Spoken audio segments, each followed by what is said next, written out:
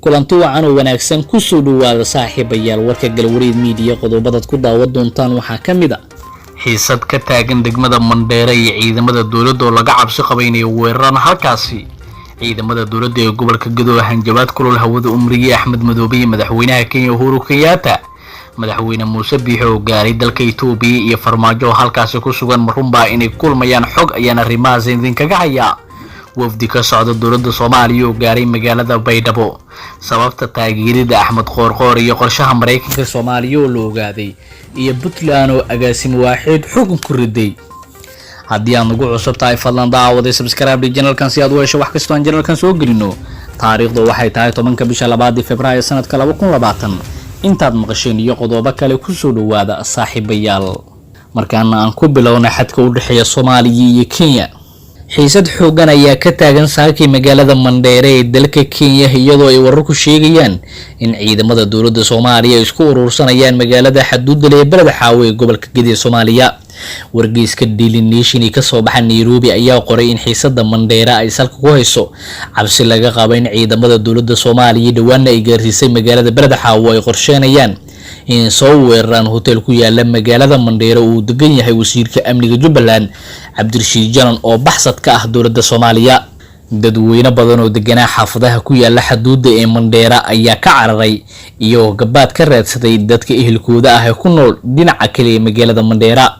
Xuseen Cabdu oo kamid ah dadka xaafadda Buula Tawakal ee Mandheera ayaa sheegay in inta badan dadka xaafadda ay bilaabeen inay magaalada ka qaxaan Khamiistii kadib markii ciidamada dawladda Soomaaliya yimaadeen xuduudda u dhaxaysa Mandheera iyo Balad Xaawo ma hubna waxa dhici doona hase yeeshee waxaan ognahay ayaa ah in haddii ciidamada Soomaaliya ay soo galaan Mandheera dad badan oo shacab ah ay naftooda weyn karaan ayuu yiri Xuseen oo la hadlay Daily Nation dhinaca kale Cabdiye Jiiro oo caano ku iibisa magaalada Balad Xaawo ayaa sheegtay ciidamada iyo saraakiisha Soomaaliya ay dhaqdhaqaaqyo xoogan ka wadaan magaalada xaaladda maaha sidii hore sababtoo ah saraakiisha iyo ciidamada ayaa dhufaysay ka galaya magaalada iyaga ayaana maamulo ayay tiri ciidamada dawladda Soomaaliya iyo kuwa Jubbaland ee hogaaminaya Cabdirashiid Janan ayaa horay waxa uu dagaal ugu dhex maray gudaha magaalada Balad Xaawo taasoo laba askari looga dilay ciidanka Janan halka kuwa kalena looga dhaawacay ciidanka dawladda dagaalkii ku dhex maray labada dhinac Balad Xaawo Cabdirashiid Janan ayaa dhankiisa la sheegay inuu ciidamo badan oo daacad u ah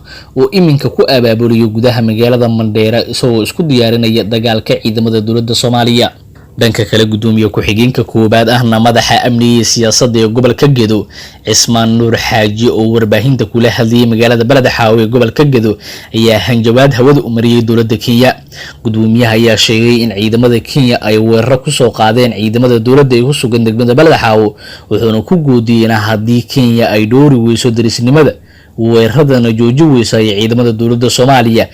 ka soo casheen doonaan magaalada Nairobi xarunta waddanka Kenya hadalka sargaalkan ayaa ku soo aadaya iyadoo maalin ka hor dagaal qasaare geystay uu ka dhacay Balad Xaawo ee gobolka Gedo kaasi oo u dhaxeeyay sida la sheegay ciidamo taabacsan Jubbaland iyo kuwa dawladda federaalka ee dhawaan la geeyay magaaladaasi ciidamadii maalin ka hor dagaalka kooban kula galay Balad Xaawo kuwa dawladda federaalka waxa la sheegay inay ka soo baxeen deegaan ku yaala xuduudda Soomaaliya iyo Kenya hase yeeshee waxay ahaayeen askar ka tirsan Jubbaland oo maalmo ka hor iskaga baxay magaalada markii loo sheegay in dawladdu ciidamo geynayso xaaladda cakrin ee u dhaxaysa Jubbaland iyo dawladdu waxay tahay maalinba maalinta ka dambeeda mid ka sii daraysa labada dhinac ayaana isku urursanaya ma jirto cid si rasmi ah waan uga dhex bilaabaysa madaxweynaha Somaliland Muuse Biixi Cabdi iyo wafdi balaaran oo hogaaminaya ayaa xalay saqdhexe gaaray magaalada Addis Ababa ee xarunta dalka Itoobiya safarka uu madaxweynaha Somaliland Muuse Biixi Cabdi iyo wafdigu hogaaminaya ay ku tageen dalka Itoobiya ayaa ah safar shaqo oo qaadan doona maalmo kooban sida uu sheegay afhayeenka madaxweynaha Somaliland Maxamuud Warsame Jaamac afhayeenka madaxweynaha Somaliland oo ka warbixiyay ujeedka safarkaasi ayaa sheegay in safarkani la mid yahay safaradii shaqo hore madaxweynuhu ku bixin jiray wadamada caalamka iyo dalalka ay Somaliland jaarka leeyihiin wuxuu sidoo kale sheegay afhayeenka inuu safarka madaxweynuhu xoojin doono howlihii diblomaasiyadeed ee wasiirka arrimaha dibadda iskaashiga caalamiga ah halkaas uu ku joogay muddooyinkii u dambeeyay waxa uu madaxweynuhu halkaasi kulamo kula yeelan doonaa hogaamiyaasha qaaradda Afrika waxaana magaalada Addis Ababa ku sugnaa wasiirka arrimaha dibadda iyo iskaashiga caalamiga ah Yaasiin Maxamuud Xiir Faratoon oo halkaasi ka waday howlo diblomaasiyadeed ayuu yiri afhayeenka. safarka ayaa madaxweynaha waxa ku wehelinayay xubno kamid ah golihiisa wasiirada oo ay kamid yihiin wasiirka horumarinta beeraha, xanaanada xoolaha iyo horumarinta kalluumeysiga, xiriirka golayaasha iyo arrimaha dastuurka iyo la taliyaha madaxweynaha arrimaha dhaqaalaha. safarka Muuse Biixi oo ku gaaray magaalada Addis Ababa ayaa wuxuu ku soo aadaya iyadoo magaalada uu ku sugan yahay madaxweynaha Soomaaliya Maxamed Cabdullaahi Farmaajo halkaas u jooga ka qaybgal shir ay yeelanayaan madaxda qaaradda Afrika. labada dhinac ayaa la sheegayaa inay kulmaan maadaama maalmihii u dambeeyeen waan laga dhex waday.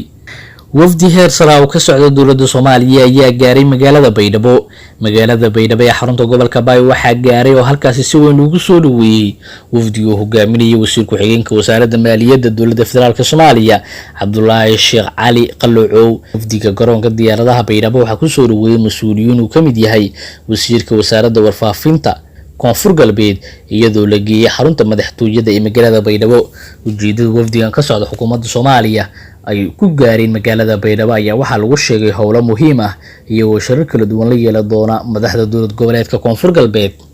markaana Puntland maamulka Puntland ayaa xukun ku riday mas'uuliyiin kamid ah maamulkaasi. maxkamadda darajada koobaad ee gobolka Bari ayaa waxay xukun ku riday agaasimo waaxid ka tirsan wasaaradda kalluumeysiga Puntland oo lagu eedeeyay musuqmaasuq. gudoomiyaha maxkamadda darajada koobaad ee gobolka Bari Abuukar Cabdinuur Jaamac ayaa ku dhawaaqay in agaasimaha waaxda kalluumeysiga ee wasaaradda kalluumeysiga Puntland Maxamed Cali Muuse lagu riday xukun 3 sano ah markii lagu helay dambi ah inuu sameeyay waraaqa been abuura. maxkamadda ayaa sheegtay in Maxamed Cali Muuse ay u furan tahay inuu muddo 3 maalmood raacfaan kaga qaato xukunka lagu riday. dhanka kale maxkamadda ayaa wax dambi ah ku weysay oo sii deysay isku duwihii wasaaradda kalluumeysiga gobolka Gardafu Mahad Cali Carar Daawud oo isna ku eedeysnaa musuqmaasuq. Maxamed Cali iyo Mahad Carar ayaa boosaas lagu xiray bishii hore ee Janaayo waxaana lagu eedeeyay inay waraaqa been abuur ku qaadi jireen lacag ay leedahay wasaaradda kalluumeysiga Puntland ayaa dhowr jeer hore xukun ku riday shaqaale hoos oo lagu eedeeyay musuqmaasuq halka aan weli la arag Puntland oo musuqmaasuq ku eedeysay mas'uul sare. daawadayaal waa naga intaa warkii aad kala socoteen Galwareed Media. haddii aad ugu cusub tahay fadlan daawada subscribe.